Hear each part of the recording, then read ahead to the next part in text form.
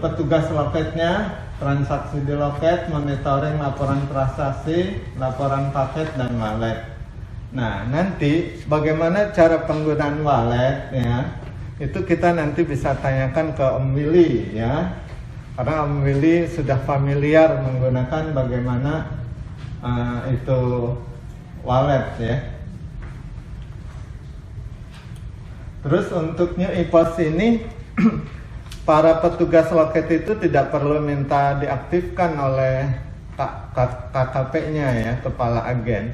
Kalau di yang lama itu, kepala agen itu bisa aja menonaktifkan petugas loket.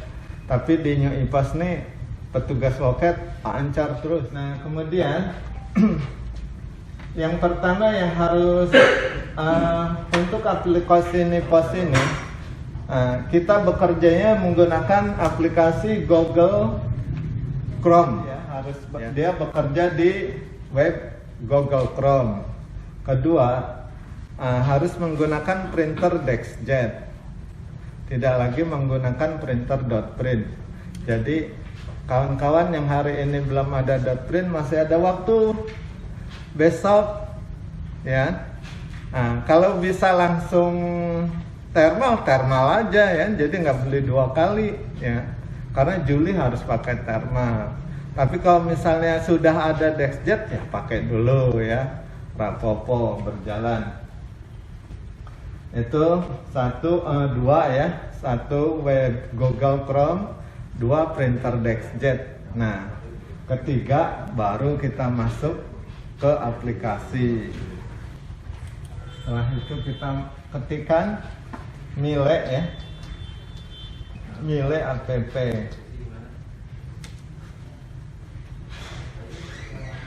Nah, ini tampilan pertamanya ya, Mile app Reinvent Logistik. Ini login ya, kita klik login di sini, login. Nanti muncul. Nah, karena aplikasi ini, aplikasi Mile app itu bukan aplikasi milik POS ya, tapi milik Paket ID. Maka kita ini berbagi ya. Untuk POS dia harus login POS dulu. Kalau misalnya JNE, login JNE dulu, ataupun yang lain login sesuai dengan ininya ya, trade-nya seperti itu. Nah, untuk POS kita masuk login POS dulu. Nah, ini ya, setelah muncul ini kita ketikkan POS, huruf kecil, kita login. Nah, setelah login, baru kita akan masuk ke roomnya POS ya. Nah, ciri roomnya POS itu ada logo POS. Nah, user ini yang akan saya berikan. Waalaikumsalam. Terima kasih buat Pak Yus, udah diinisiasi untuk kita bisa akhirnya bertatap muka ya. Kemarin waktu kita Zoom berhubung dapat yang gratisan gitu, jadi kita nggak bisa lama-lama ya. Makanya informasi yang disampaikan saya yakin sih belum bisa semuanya keserap semua ya. Makanya sampai dengan sekarang kita masih banyak yang nggak ngerti apa sih itu NIPOS itu kan gitu. Apa sih buat NIPOS yang baru ini gitu. Makanya sekarang kita kumpul di sini supaya kita semua bisa pengen sih kita setiap orang itu bisa praktek langsung gitu ya, praktek langsung satu siklus gitu, dari mulai penerimaan loketnya, dari mulai sampai ke kehidupan. Ini saya sengaja pakai printer yang kayak gini, Canon Pixma ini. Sebenarnya idealnya kalau untuk yang aplikasi yang baru itu ini sebenarnya sih Zebra. Dia idealnya itu kan ini stiker ya bentuknya ya. Karena apa? Karena si itu harusnya dia menempel di fisik kiriman gitu. Nah, kalau kita pakai yang ini, Canon ini, kita bisa pakai kertas biasa nanti tinggal dilakukan aja di ini dan di apa di fisik Nama resinya. di resinya tadi di sininya. Atau pakai itu yang resi dot metrik yang satu play. Nah, bisa Cocok, kayak gitu Pak. juga. Belakangnya ya, nanti depannya juga bisa. Nah, yang satu play. Nah, ukuran Tinggal ini ngatur dia. kalau pakai printer yang ini itu tuh satu A4 itu bisa dibagi 4. Jadi sama kayak terus versi yang itu beda ya. Ini A4. Ah, 4 ini dibagi 4 tuh bisa.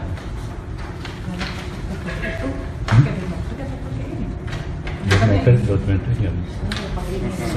Tapi kertas. Kenapa dia harus printer yang modelnya tinta atau laserjet gitu ya? Itu karena barcode-nya ini kalau pakai dot metrik itu kebanyakan susah kebacaannya. Makanya dia harus bentuknya printernya itu bentuk tinta atau laser tadi. Nah, paling kayak gini nih. Bikin 4 kayak gini. Ukurannya kecil. Jadi inilah nanti yang si resinya itu untuk pengirimnya itu nanti cuma segini aja. Nah, kalau pakai kertas gini ya, stiker yang ini memang harganya lumayan sih. Satu stiker itu ada yang dari 150 sampai 200 per resinya. 40.000. Hah? 40.000. Satu resi ini. Enggak, bukan satu gulung. Nggak, maksudnya kita hitung per transaksi atau Per ininya itu sih kemarin nyari-nyari itu saya baru dapat referensi yang sama gitu ukurannya terus sama kualitas ininya thermal apa kan deh kalau yang ini ada yang thermal ada yang direct ya. Kalau yang thermal itu dia langsung membaca itu, kalau yang ini dia pakai ribbon kalau direct itu. Jadi ada dua itu. Kenapa harganya jadi segitu? Karena ini dia udah mahal, terus dia pakai ini lagi ribbon. Kalau nggak pakai ribbon langsung pakai thermalnya, biasanya printer itu lebih mahal lagi. Dan harga kertasnya juga lebih mahal, 250 kalau nggak salah. Makanya tadi saya pakai kita pakai yang ini aja, atau pakai printer yang sekarang udah existing di sana. Terus cuman paling berkorbannya agak ribetnya harus dipotong-potong dulu itu resinya tadi kan. Apa kertasnya itu? Di Nusantara Wan, di Nusantara hanya 6.000, ongkos potong 1.000. Oh iya, ada ya. Tuh, jadi udah punya tempat-tempat yang ini. Ini mail titik app. Yang kedua bisa lewat expose mail app login. Munculnya kayak gini. Jadi formnya itu menunya tampilannya sekarang itu seperti ini. Jadi tata letak ini juga berbeda kan, dari pengirim, penerima, terus istilah-istilahnya juga berubah. Kayak servis itu kalau di e-pos itu kan jenis layanan ya, jenis produk ya. Cuman di sini dia bisa akomodir tadi COD. COD itu COD. Oh, ditutup sekian COD nya. Mana ada COD ya? Gimana COD-nya kan ditutup deh. Jadi kalau COD itu cash on delivery ya, jadi bayar beli barang itu dibayar pada saat kiriman itu sampai. Kalau COD itu adalah ini termasuk sama ongkos kirimnya. Ongkos kirimnya itu jadi si seller si pengirim nggak usah bayar ongkos kirim, tapi nanti sekalian ditagih pada saat barang itu sampai di tujuan. Tapi ternyata sekarang udah ditutup COD ini. Masih belum siap. Fee-nya 6%, fee-nya. Hah? Fee-nya 6%. Wih, gede ya. 6% udah tahu. Jadi menu ini pertama transaksi baru itu tampilan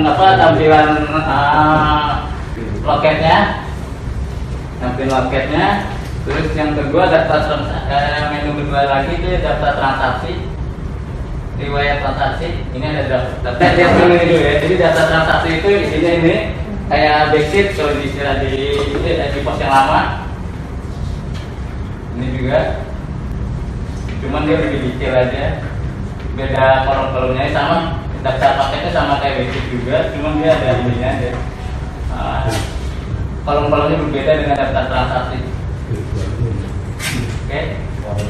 Nah ini daftar penjemputan. Jadi kalau ada kiriman-kiriman kayak K9 itu kan kalau kayak K9 itu urgent ya. Ada 1 atau 2 pun itu harus buru-buru lapor tercapai kan supaya bisa dibuat gitu. Daftar bag ini kantong.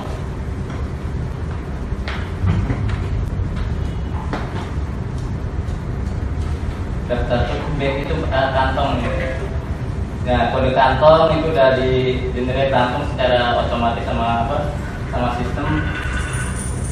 Daftar kedatangan itu kalau misalnya ada, insya Allah ke depan gitu, kalau mungkin ke depannya gitu. Kalau misalnya agen pos itu bisa nganter, itu juga nanti infonya akan muncul di sini gitu. Daftar angkutan juga sama.